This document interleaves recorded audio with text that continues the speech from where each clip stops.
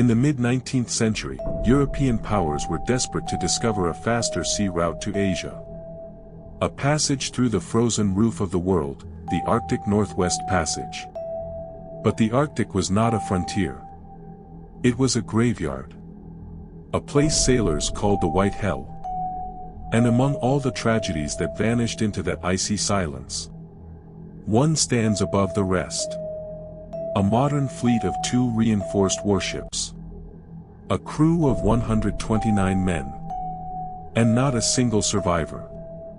This is the terrifying story of the Franklin expedition, a disappearance so complete, that for nearly 170 years, nobody knew what happened. In 1845, Sir John Franklin departed England on what was supposed to be the greatest naval triumph of his life. He commanded 2 ships, HMS Erebus and HMS Terror. Names that, in hindsight, feel disturbingly prophetic. But despite their ominous titles, these ships were technological marvels. Iron-reinforced hulls. State-of-the-art steam engines. A desalination machine to produce fresh water. 3 years' worth of food. And a crew of seasoned Royal Navy veterans. No expedition in Arctic history had ever been so well equipped. In theory, nothing should have gone wrong. Franklin's ships were last seen by whalers in Baffin Bay, heading confidently into the ice. After that day, the world never saw them again. Years passed. Not one message. Not one survivor. 2 massive ships and 129 men had simply vanished. Search parties scoured the Arctic for decades. Nothing. It became one of the greatest maritime mysteries in British history.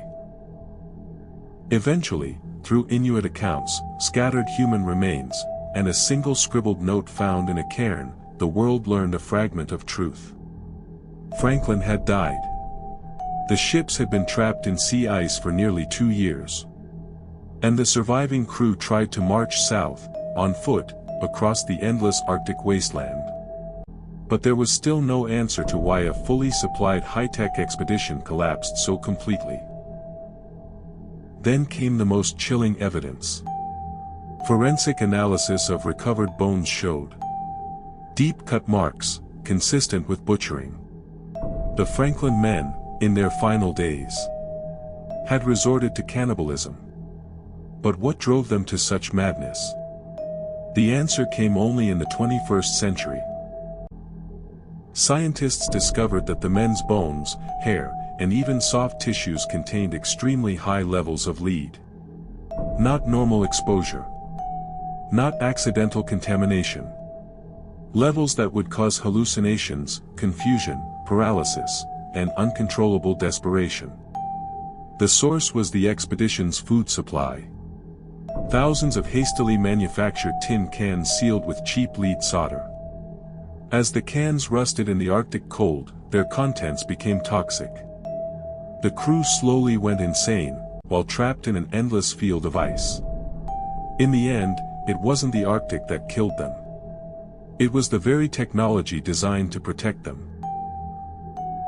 In 2014 and 2016, the sunken Erebus and Terror were finally found.